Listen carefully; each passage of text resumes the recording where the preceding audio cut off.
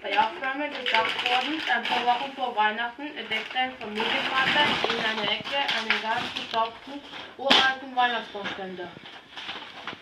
Oh, das ist das alte Weihnachtsbaumständer von meiner Großmutter.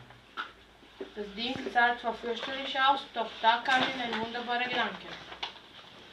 Vielleicht kann ich das reparieren und meine Großmutter und meine Familie werden große Augen machen. Es gelang ihm mit dem Antikenstück ungesehen in seinem Bastelraum zu verschwinden. Klickte er nicht eine neue Feder, dann müsste der Mechanismus wieder funktionieren.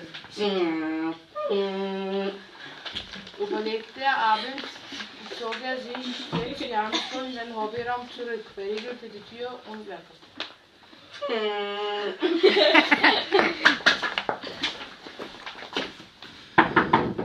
Jo, Papi, was tust du da? Weihnachtsüberraschung. Kurz vor Weihnachten hatte er es geschafft. Wie neu sah der Ständer aus, nachdem er auch noch einen Anstrich erhalten hatte. Jetzt aber gleich los und einen prächtigen Christbaum besaufen, dachte er. Wenigstens 2 Meter sollte der messen. Mit einem wirklich schön gewachsenen Exemplar verschwand Vater dann in den Hobbyraum, wo er gleich einen Proberaum startete.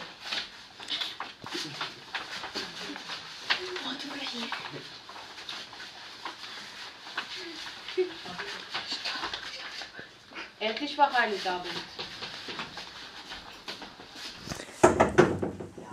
Papi, wer schmückt den Weihnachtsbaum heuer? Den schmücke ich alleine. So aufgeregt war er lange nicht mehr. Erste Kerzen hat er besorgt, alles sollte stimmen. Die werden große Augen machen. Vater hatte wirklich an alles gedacht. Bunte Kugeln, Naschwerk und Moderkerzen waren untergebracht, Engel und Lametta dekorativ aufgehängt. Die Feier konnte beginnen.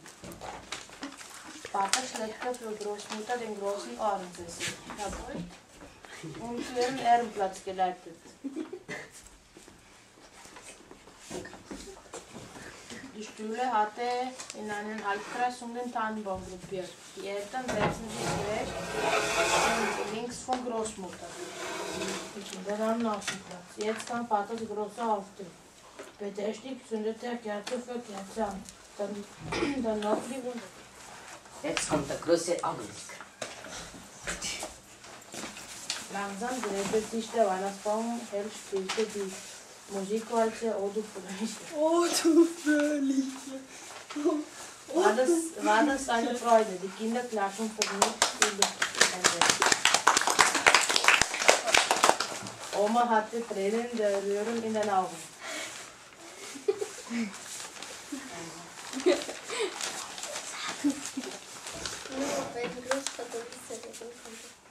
Mutter war stumm vor Staunen. Eine ganze Weile schaute die Familie beglückt und stumm auf den Tisch und festgewandt Tränen. Weihnachtsbaum als ein schnarrendes Geräusch, wie es aus ihrer Versunkenheit riss. Ein Zittern durchflies den Baum, die bunten Kugeln klirrten wie Glöckchen. Der Baum fing an, sich wie verrückt zu werden.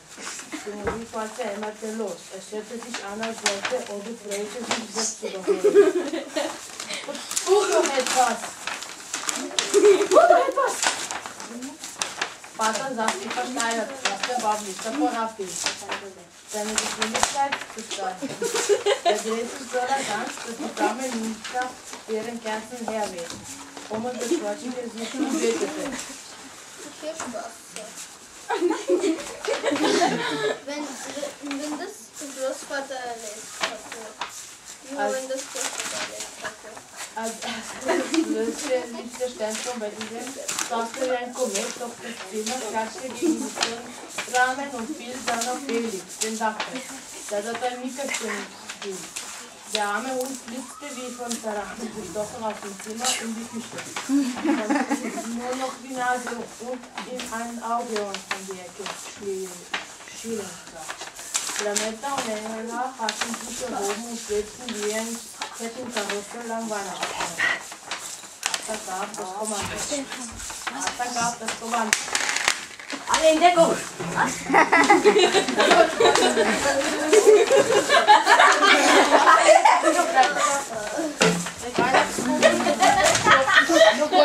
Und andere Abhängen glauben, wie gestoppt durch das Thema und beim Aufschlagen aufeinander. Und die Kinder hatten sich von oben bis unten mit Engel und Blätter geschmückt. Das kam Großvater in den Sinn aus dieser 1914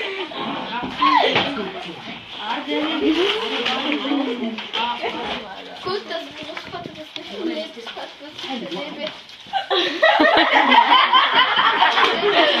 kaputt. Vor allem ja auch die Musikweise im Fluchtfachwort. Oh, du Fröhliche. Bis zum Essen von der Ständer seinen Geist auf. Durch den plötzlichen Stoff neigte sich der Christum in Zeitlupe. Fiel auf kalte Buffet, die letzte so stille Großmutter geschmückt wie nach einer New Yorker Konfetti-Parade. Auf die schweigend Kopfschütteln begab sie sich eine Lametta-Girlande, die eine Schleppe tragend auf ihr Zimmer. In der Tür stehen, sagte sie. Gut, dass Großvater das nicht erlebt hat. Mutter völlig aufgelegt zu Vater.